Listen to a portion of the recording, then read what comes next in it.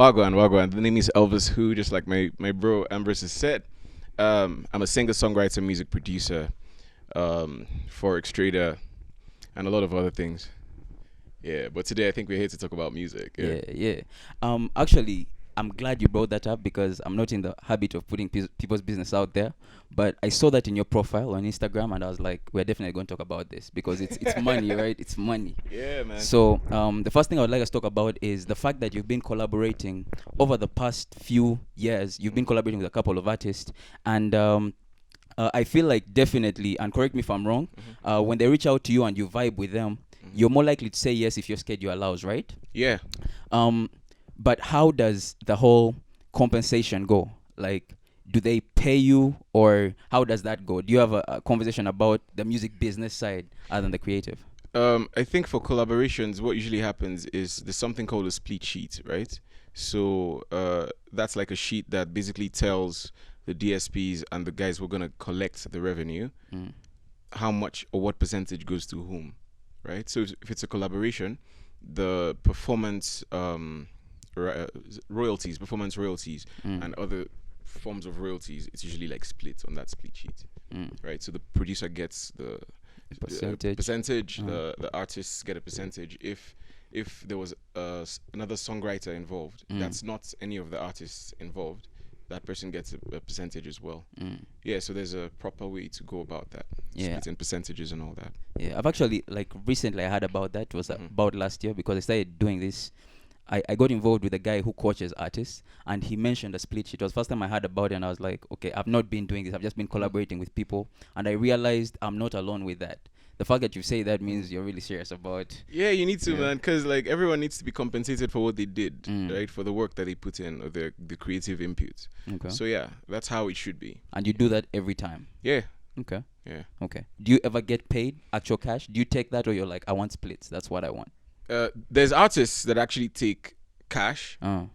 and they also get a share of the split as well. Okay. So like if you're featuring like a big artist, like an artist who's like bigger than you or whatever, Yeah. and the person asks for cash, you're gonna give the person the cash, Yeah. and you're still gonna pay the person. Except if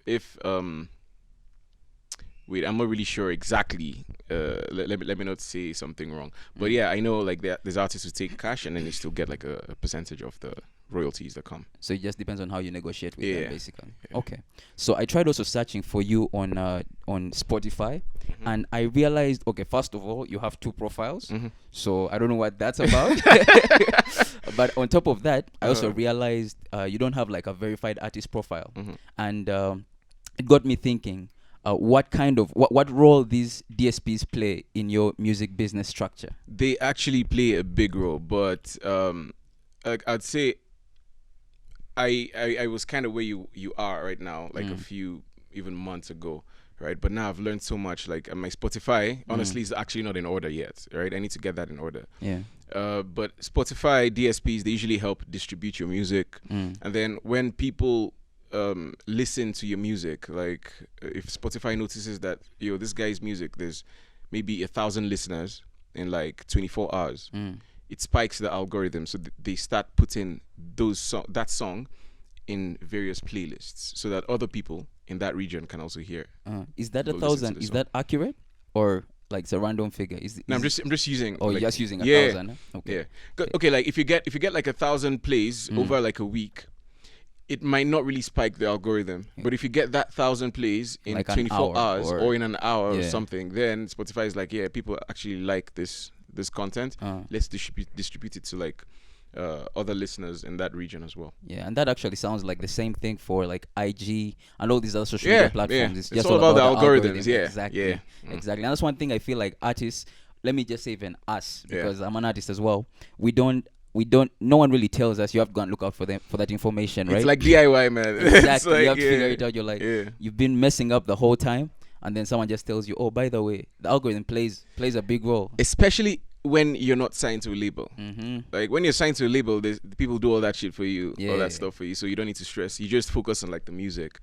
But when you're independent, yeah, you have to know even some music business.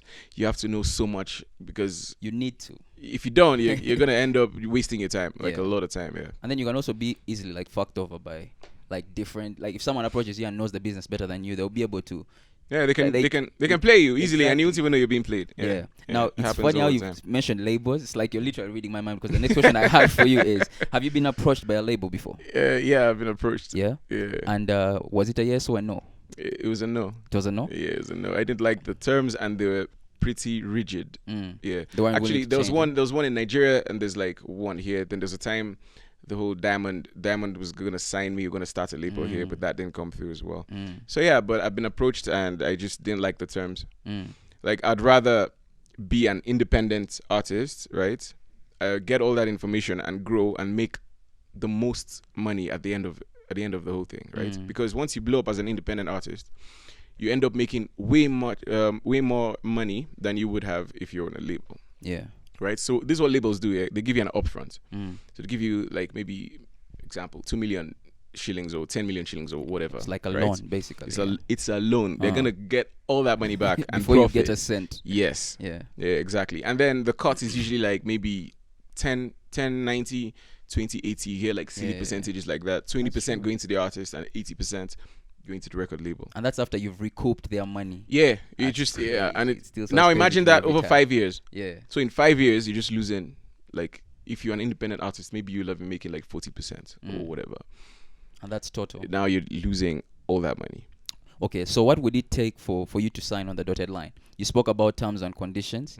You don't need to give us like the whole shebang, but like what are the major things you look at? Like for me to sign on the dotted line, this is what I need in my contract.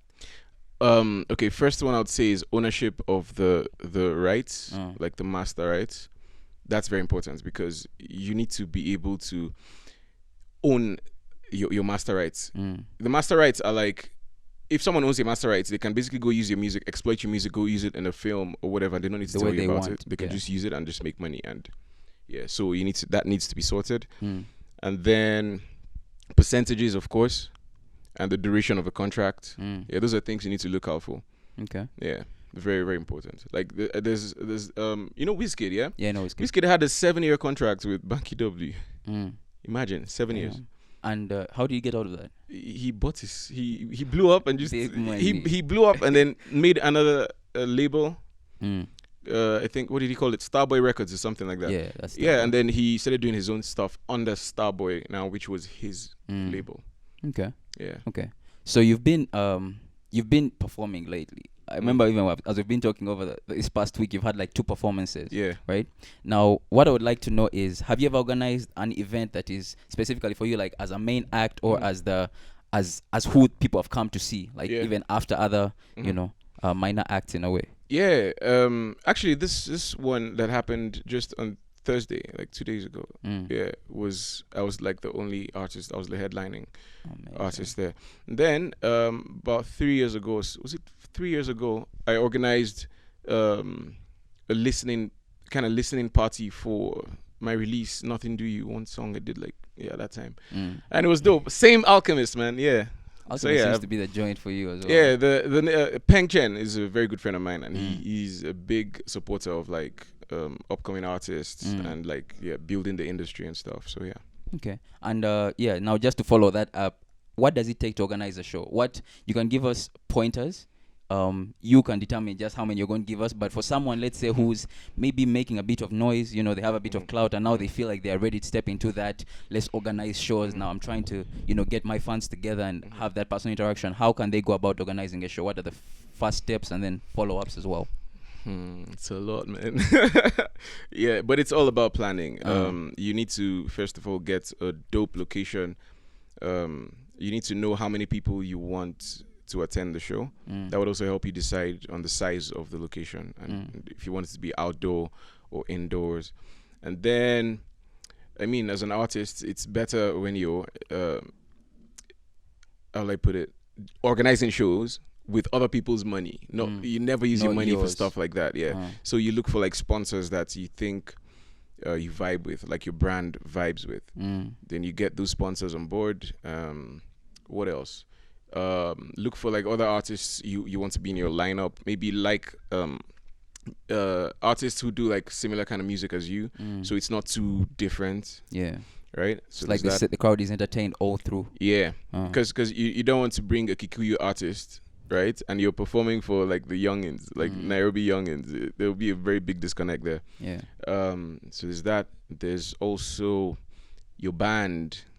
That's like the music, the most important thing. You need to have planned a lot of rehearsals with your band. Make sure your band is tight, right? Because you don't want to invite people and you're doing playbacks, right? Like that's kind of whack. Like in this day and age, so your band needs to be tight. Yeah, people want to enjoy your show. Yeah, and people love that whole spontaneous. Like they want to feel like they're listening to you live because they already heard your record. They already heard your song. If they wanted to listen to your song, they'd have just gone and listened to it, right, on Spotify or whatever. iTunes, whatever. So they want to hear it in a different way. Yeah, so you need to make sure your band is tight. What have I missed out? Stage design, and then just the whole concept. Do you want a themed event? Do you want it to be like black tie? Do you want it to be like African royalty? Something like you need to think about like everything. Just like that. So I've given like how many pointers now? Like 5. Yeah, these are like 3, 4. I wasn't counting. I was just going with it. Yeah. So off the top of my head, like those are the ones I can think about. And then is there anything? Oh yeah, if you want to charge an entrance fee, yeah, you can also do that. And then you make sure it's not too high or too low. It's just a good amount. So that way you can also like make some cash off it. Yeah. Someone this time I was much earlier in my career. I didn't really know much about organizing. So I approached this guy who actually worked at the Alchemist, ironically, right? And literally he was like, how many people can you guarantee us? Right? So that was a question that I didn't understand back then. But speaking to you right now, is that something that you've also had to go through like yeah, I mean, if you're talking to a venue and the venue is one of the sponsors, obviously they're gonna ask you how many people are you gonna bring, because they also need to make something, right? So it's either they're gaining like a new demographic of people, right? They're like, okay, these guys don't usually come here. This guy can bring this crowd, right? So they're also gonna gain from that, or it could be monetary, it could be whatever. Okay. Do you feel like all kinds of artists, because I like what you mentioned in terms of, I never thought about it in the sense of they've already had my record, they wouldn't want to hear the same thing played back to them at the show. What you said about bands, because that's a concept I've also been playing with. It's like I want to hop on more beats that can be easily played by bands to give my audience a different kind of experience. Do you feel like it doesn't matter what genre you're playing, you need to start involving bands in your... Okay, if you want to just be just a regular musician, you can go do playbacks. Those guys are there and they still make money.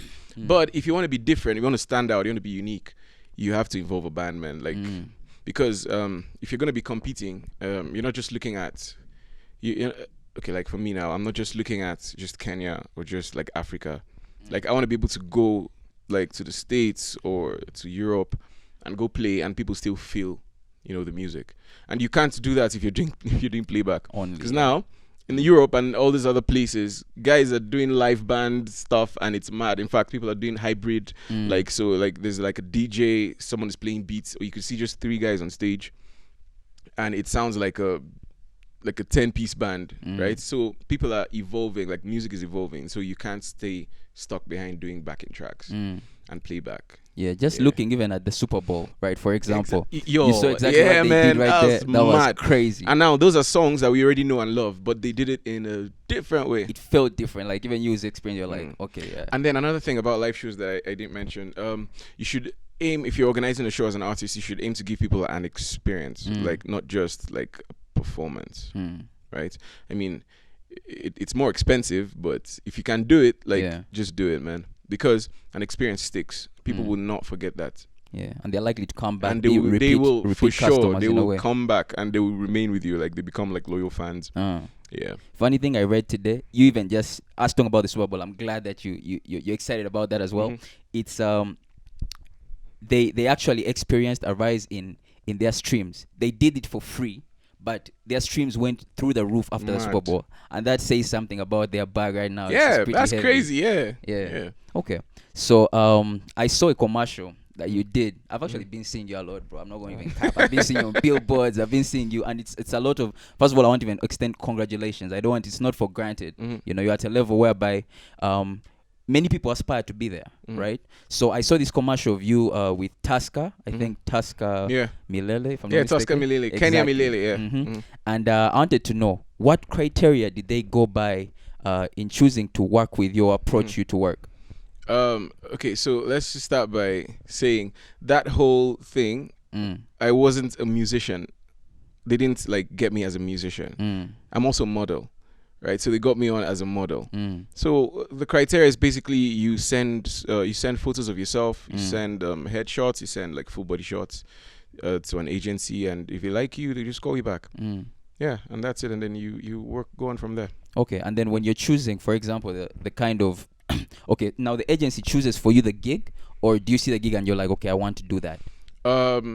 So as a model, it always works better if you're signed to an agency, right? Because agencies get all the work, right? So you could put in your portfolio you're interested in this kind of events or this kind of gigs or whatever. So when those kind of opportunities show up, then they contact you. Or if you're just like, I'm just a model, I'm just up for whatever, just let me know. And then if it's an opportunity, I'll do it. As long as it's an opportunity, then they treat it like that, and then they reach out to you. And then. So for you, there's no personal criteria. You don't really, okay, maybe let me just rephrase that question. Yeah. Is there anything you look out for? What will make you say no? What will make you say yes to a gig? Okay. Let me take it back a bit. So as an artist or as a model or whatever you're doing, you need to be branded. You need to work on branding. Branding is like one of the most important things. I can't even stress it enough, and I don't know why a lot of artists don't do it. But even me, I was at that point at some point because I didn't know. Grow into this. Yeah, I had to grow into it. Branding is very important. Let me give you an example. If you go to a store and you see two containers, right? One has no brand, right? There's no wrappers around it. There's nothing. Let me even look at. Is there something here I can use? Okay, yeah. So one is just plain, right? Let's go with this. Okay. So you go to a store and then you see something like this, right? It's just like that.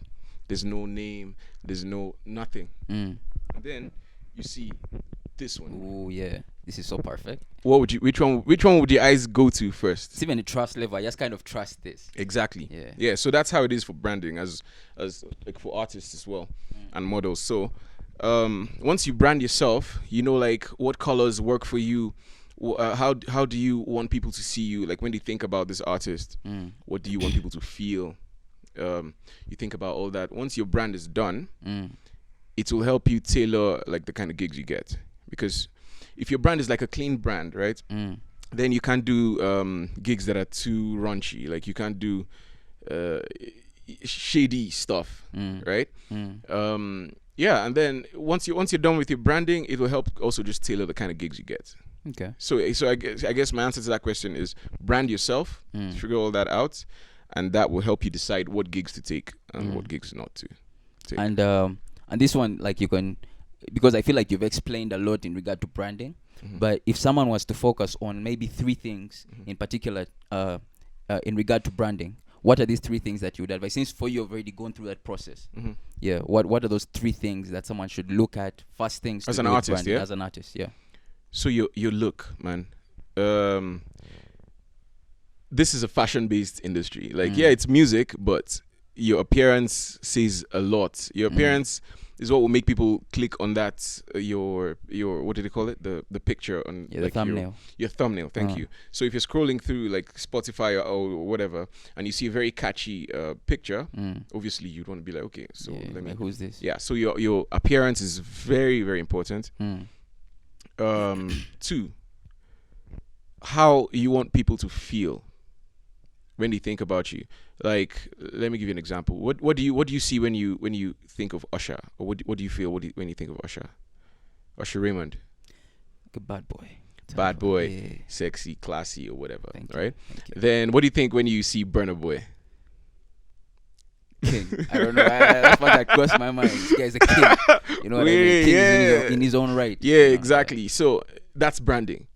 And so you kind of, it's like an association thing. Like when someone sees, like, what do they associate you with? Exactly. Yeah. And some of the things that help that is like your colors, your outfits, the kind of stuff you post, just basically everything. Yeah. Yeah. So wait, I said what is the first thing I said was First thing you said was appearance. and then second And how you is want to make how people you want feel. people to perceive you. Yeah. And then the third, Perception, yeah. perception, and then third is like I guess the quality of your art. Very important, man. Yeah. You need to stand out. You need to be unique. And even in that uniqueness, you need to be dope. You can't just be unique and be shit. Yeah. Yeah, so you need to be dope. Yeah. So those are like my top 3. Yeah, it's interesting how you've said even quality, because like I shared with you earlier before the podcast started is how I'm trying to learn to master my own stuff, mix my own stuff. But then because I already have a certain quality of work, I feel like I can't even put out this shit. Yeah, like, no, like, another thing you need to understand, people excel at different things, right? So if you excel at being a rapper, just do that. Yeah, focus right? on that. Focus on that. Focus on that. Like kill it. Like take it to the highest point, right? Sometimes when you start doing like a lot of things, right, you become kind of lost. Like it's watered like down. You're not a master of any of them, right? But you're just dancing around. But there's people who are masters of like various aspects. You get so like even for like mixing and mastering, like it's I different, bro. Yeah, man. you rather just let like the engineers just do that stuff, man, and then you focus on your rap game and your songwriting and your lyrics and all that. Yeah. Fact. Yeah. Now, earlier in the conversation, you mentioned being a trader. And I said I was going to bring that up, right? Yeah. So it's about that time. It's just about that time. So, what do you trade in? I trade Forex, and just recently crypto. Okay. Okay. And would you say that is a lucrative source of income? Yeah, if you know what you're doing, it's very lucrative because there's over like $5 trillion being traded in the Forex market daily. Right, and you're talking like big organizations like governments. You said banks, $5 trillion. Okay. Yeah. Go ahead. I just want to make sure. Yeah, 5 trillion. Yeah, it's one of the biggest markets in the world. It's like, and it's people are always trading money. Currencies are always fluctuating. There's always profits to be made on the rise, on the bullish, on the bearish trends. Yeah, there's always profit to be made. So all you need to do is put in the work. Just you learn more. Yeah. You learn. You keep learning, and then obviously you're gonna at some point you're gonna lose some money. Yeah. Right. But it's like business, man. Business is a risk. Right. If there's no risk, there's no reward. And high risk, the higher the risk, the higher the reward. Smaller the risk. Exactly. Yeah. So you just need to know what you're doing. You need to work. It's complicated. It's actually quite complicated. But once you master it, and then there's always new things coming in here and there. Yeah. But once you master it, it's a very lucrative business to do because you don't even need to do it every day. You can literally trade like 2-3 times in a week and you're good. As long as you know what you're doing, you will know how to. Yeah. There's traders, there's friends of mine who make over $6,000 per month. Just trading. And this is a mix of crypto and forex, huh? Or it's just some do crypto, some do forex. Forex is a bit more stable. Crypto is really crazy because it's highly dependent on like how people value it. Unlike money, the value is already set, right, by the government, by the banks, and all this stuff. Yeah, it's regulated. It's regulated. But with crypto, it's not regulated. Like you could have a current crypto that's worth like $1 today, and tomorrow it's worth $200. Now imagine if you put like $1,000, if you bought 1,000 units of crypto when it was $1, and now it's 200. In one day you will have already. So you made $200,000. Exactly. Yeah. Yeah. So it's crazy like that. It's very versatile. Crypto is super versatile. But in the same way as well, just the way that at $1 you can literally lose. Yeah, you can lose your whole 1,000. Yeah, you can just lose your. It's risky. Yeah. So that's why you need to work and you need to do a lot of analysis. Study your markets, study the trends, and then you can now know how to place your trades. Okay. So just based off of this conversation, you strike me as someone who thinks in terms of income streams, right? So I know you're a music producer. I know now you are an artist as well. You have shows. Now you're a trader as well. First question is, how important is having different revenue streams as an artist? Yeah. That is probably on the come up. How important is that? It's the most important thing.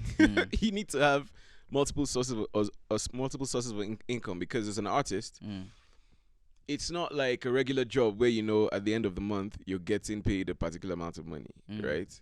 So there's going to be months, especially when you're starting out, there's going to be months, even years, where you're just dry. Like, now what do you do if you don't have another source of income?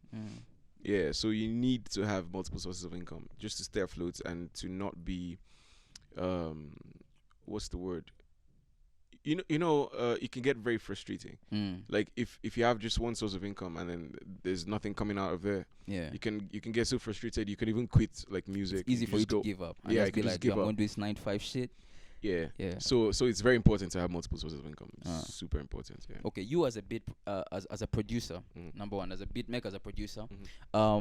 Let me first start by giving you a bit of backstory. I interviewed my producer. He has several streams of income as a producer. He uses YouTube, selling kits, Splice. Yeah, exactly. Those type of things, right? But even from his YouTube channel, because he has grown it right now, he's at like 45K. Nice. Right? In 2 years, from 200 subscribers, he decided, I want to build this to a business. That's dope. So he sells kits there, people buy, and it's just money coming in, right? Then the YouTube revenue as well.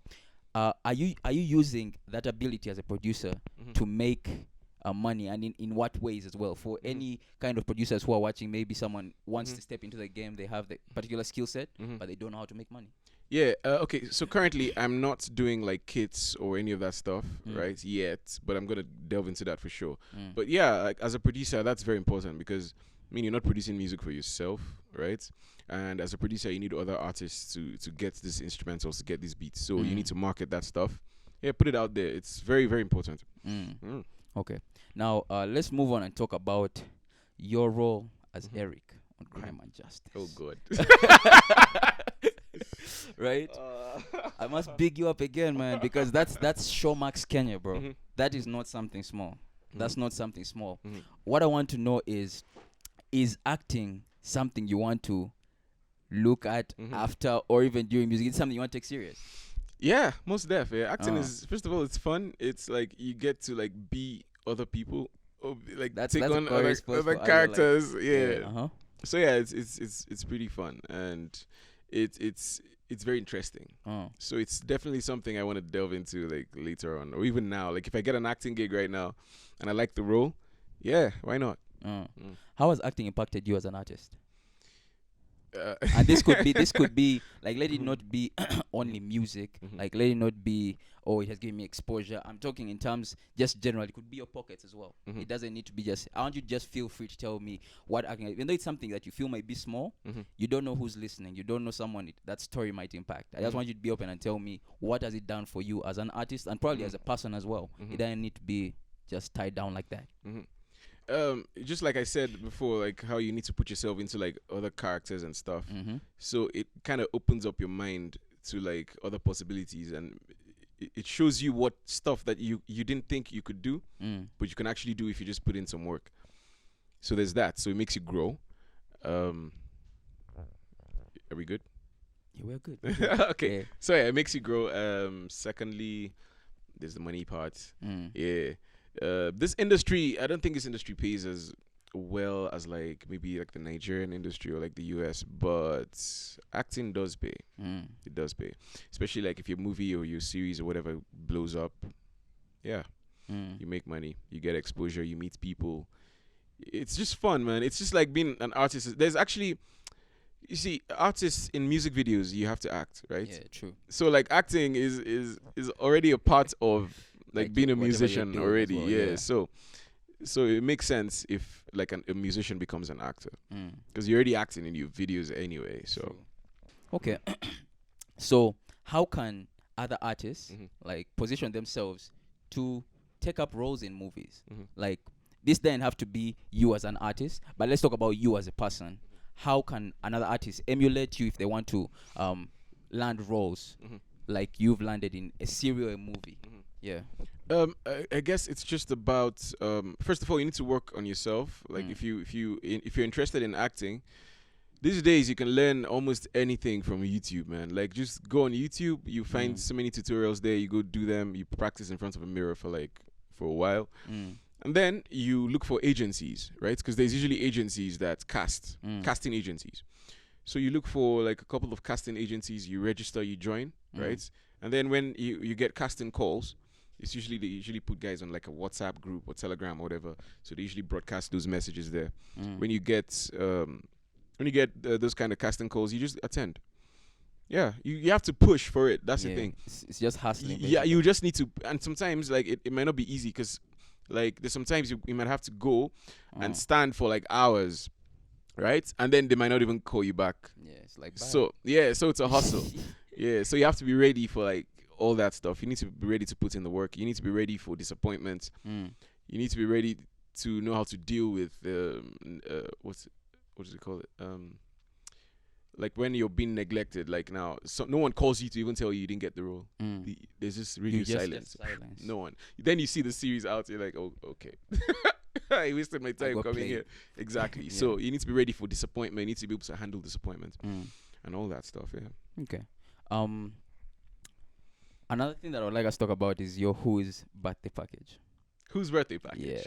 So tell me about how this, first of all, the thought process that went into this business endeavor. Just share with us the how whole birthday thing. Yeah, the Who's birthday package. Okay, so I noticed that there's really no like. First of all, there's no artist that's doing that kind of stuff where you have a birthday celebration and you want someone to come sing for you specially, or to do to even do a song for your birthday like specifically. That's a market opening. There was no one doing that shit. So I was like, I can sing, I can play the guitar, I can move around. So why don't I just arrange something? Yeah, so I did it. And like I've been getting like there's a lot of people who like, and they're usually private, right? Yeah. So you just get called, you're like, yo, Elvis, my girl is doing a birthday. I want you to come surprise her. And then you like the guy could even have like a whole theme planned for the thing. So this chick doesn't know, and she's out there just chilling, eating, and then all of a sudden I'm out here just singing, and hey, people go like crazy. So yeah. It's a really dope business opportunity. You saw it and I just took it. Okay, my next question would be, what has the success rate been like? But you've just said are you still receiving? Yeah, all the time. Are you hearing, guys? Yeah. This is shameless plug. He's in the business right now. And then there's even like guys who want like to do like proposals, like you want to propose to your girl or something, and then you just hit me up and like, yeah, I want you to just give us some like themed music or background music or something, and yeah. Bro, that's a never-ending well, because people are forever getting married. Always. Yeah. Always. Okay, yeah. okay. And I see also you do the same thing, like you also push yourself, because I see even on your channel you don't rest. You keep putting out like maybe it's a cover. You keep yourself out there, and that's something that I'm just learning as well. I'm just saying, actually, if you notice, I've not been posting a lot of covers recently, right? And that's because like my own music is coming out, so I'm also trying to like get people off that whole thing of Elvis always does covers. Yeah, so I had to like just pull back a bit. So now I'm gonna start doing like other kinds of content that's not necessarily me doing covers. So I could do like a dance video, or do like something, I don't know, something fun. Yeah. Because now I have music coming out, and I don't want people to keep associating me with covers all the time. Yeah. So. Is it safe to assume that we should expect something by the end of this year? Bro, what do you mean? I have a lot, man. We've been working. Hey. You don't want to. We've been working, man. We've been working. So yeah, I have a lot of stuff coming. Okay. Like even this month, I'm supposed to be releasing something this month, hopefully by inshallah. Yeah, but I should have dropped a 12-song album before the end of the year. Yeah. And now you see how you've just told me, you plan to drop a song. What I've been conditioned to believe, just from my own research and just what I've been learning recently, is like you need to plan ahead and plan into promotion and marketing. Yeah. What kind of promotion goes into releasing a single, seeing that you're about to release something? Yeah. Let's first talk about let's first talk about the single, and then we're going to talk about the album, because I believe there's a difference in promoting both, right? Let's start from the single. Okay, so for the singles, it's all DIY, man. By the way, like I just went on YouTube. I've been doing like research, and yeah, because I mean, there's no one who's gonna do it. No one's gonna do it for you. So unless you're going to pay some yeah, guy exactly. Yeah. So I'm gonna be using like a 6-week plan kind of thing, right? So the first week I'm uploading like the stuff to the DSPs, because it takes like 2 weeks for it to reflect, and then you make some noise on social media. That's why I told you I'm gonna be doing content. So like content just to keep people interested. And then there's your album art or like your song art, and then you have to do like a branding photo shoot, right? You have to write your EPK, electronic press kit, Yes, right? sir. You have to Happy. you have to I'm happy, huh? you have to talk to like radio presenters just in anticipation, just make them like excited, like something is coming. And then as the days go by, video content, because visuals are very, very important In right? today's age. Yeah, because people need to be able to associate that song with like some visual content. So instead of doing, if you have a budget, right, you can do like a dope music video. If you're a singer or even a rapper, you can also do like an acoustic video. Yeah. You can do a lyric video, because you don't want to keep. So after the song comes out, you don't want to send people the song on your WhatsApp or Telegram or whatever, and then the next day you send them the same thing again. You need to be able to send them different content with the same music, right? So that way the music sticks, because it's something you keep. It's just a repetition, but now repetition with different visuals, right? And the like moment something they can interact with different. And the moment you do that like a couple of times, like 3, 4, 5 times, you'd find that the song is stuck in people's heads. Yeah. Right, then they go and listen. Then they're like, okay, now I want to listen to the song. Yeah, because now it's just subconsciously, repetition, it just sticks. Yeah, that's why you find, and of course I'm throwing no shade to anyone, but the truth is there's trash music in this world. Like there's always trash, there's always good stuff. Yeah. And still you find trash thriving because people know how to push. Yeah.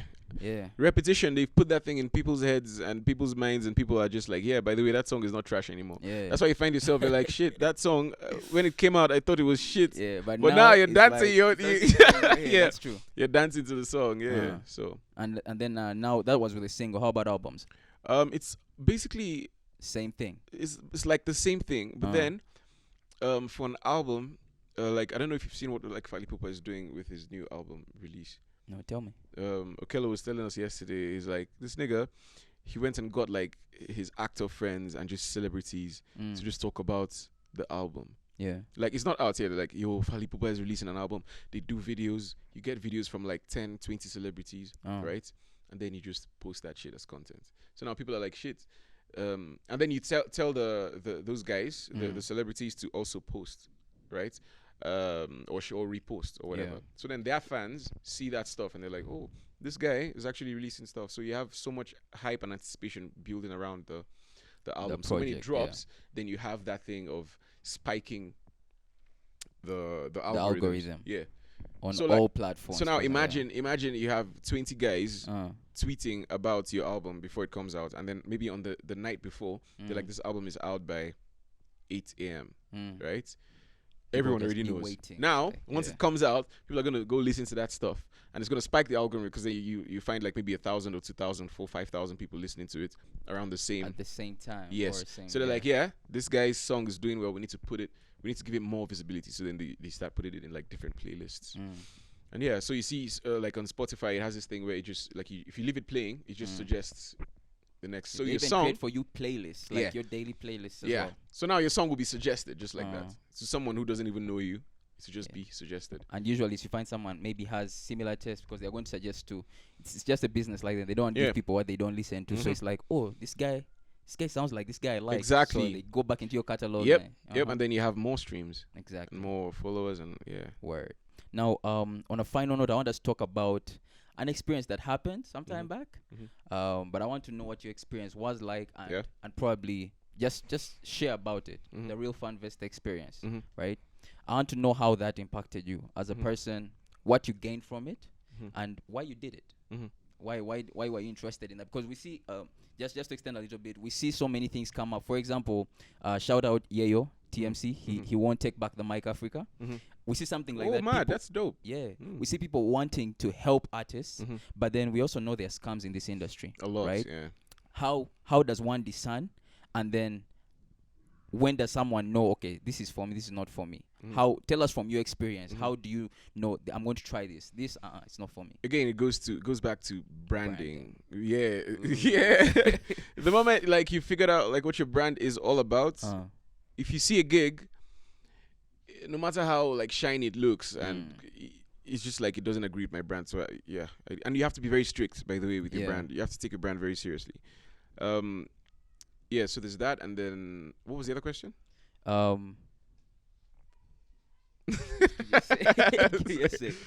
Yeah, I'd asked like, what's your experience? Because it was like one question. It was just the Real Fanvesta thing. Yeah. So that was actually a dope experience because, COVID had hit, man. Like there were no gigs, there were no events, nothing was happening. It was just everything was just on a standstill. So when Real Fanvesta came, and me,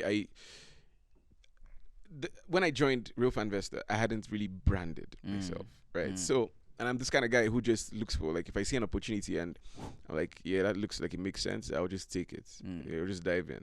So I saw it and I just dived in. I was like, okay, so these guys are giving out 50K to the best singer. I'm like, oh, yeah, I can sing. Like, I just went and I just went and did it. The man. Yeah, man, I just went and did it. And then it got bigger. Then the money got bigger as well. And then we started meeting, like, all these investors from the States. Just hold up. Because the Who tokens, they were actually interchangeable for like real cash. Yeah. So what the platform is about is you basically make a video telling people about yourself, right, and your projects, your upcoming projects or whatever, and then how much. It's kind of like GoFundMe, but it's different in the sense that people buy tokens, right? So like an artist can have like 1,000 tokens, right, and each token costs like maybe 1,000 bob to get one token. So if you and those tokens, when your value increases as an artist, you can now trade those tokens like an NFT kind of thing. Yeah, so that has to go there. Yes. Okay, I'll go ahead. So yeah, that's what Real Fanvesta is. Actually, it's a genius concept. Like, but now the problem is, again, in Africa. I don't know, in Kenya. Let me not say Africa. People don't really support for real. Right, so you see people like saying, "Oh yeah, like I love this guy. I'll support you. I'll support you." But then that's supposed to you're like, "Okay. So now I'm having this project. You said you support me, right? So this is what I need. How can you help?" Radio silence. No one is saying anything, and you're like, "Wait. So where's all this noise about the support then?" Yeah, but then that's why even the guy who was running, the guys who were running the thing, they're like, "By the way, I think we're done with this market for a while. People are not supporting." I think the highest amount someone made on that thing was like $600. Imagine. And people had budgets of 5K USD, 10K USD. Yeah. Shit. So they were like, nah. Now, if you go check that platform, they've taken it to the States now. They're doing it there. And people have gotten like up to $12,000. And you're like, wait, so now what's the problem? So yeah, Kenyans, need to support. You need to support your artists. You guys need to support your artists, man, because this thing, I mean, you can't do without music anyway, right? It's music people have soundtracks to their lives, like there are no moments in their lives. That, So like the people who make this thing, make this music, need support, because music is not easy, man. Yeah, and it's not cheap. I don't know why people think it's cheap. I don't know why someone would call me and be like, "Yo, Elvis, I want you to perform at my show and you're offering me 50K. I'm like, are you okay? Do you know that's the money I paid to record one song? Yeah. So it's like, I don't know, man. I hope it's gonna change at some point, hopefully, with more exposure and like more people speaking about it. But but right now, it's not really looking very nice, like, for artists. So what's and this you could choose not to answer, because even you said 50K, and for me as an upcoming artist, like, that kind of makes sense. But then the fact that you said that, because I want to know, and you don't have to give us an exact price, but you can give us a range. On average, when someone gets to a certain status, right? For example, where you're at, what should someone be looking to charge? Okay, so like for me, on my rate card, I have like different packages. So I have a one-man guitar. That's just me and my guitar. And like I'll come with like sound. Or if you guys have sound already, you can just work with that. I have a 3-man package and I have a full band. Right? So all the prices are there. So you're looking at like anything from 80K upwards. Yeah. Okay. And obviously the more the people are in the band, the higher it goes. Yeah. Okay. What's that moving different now?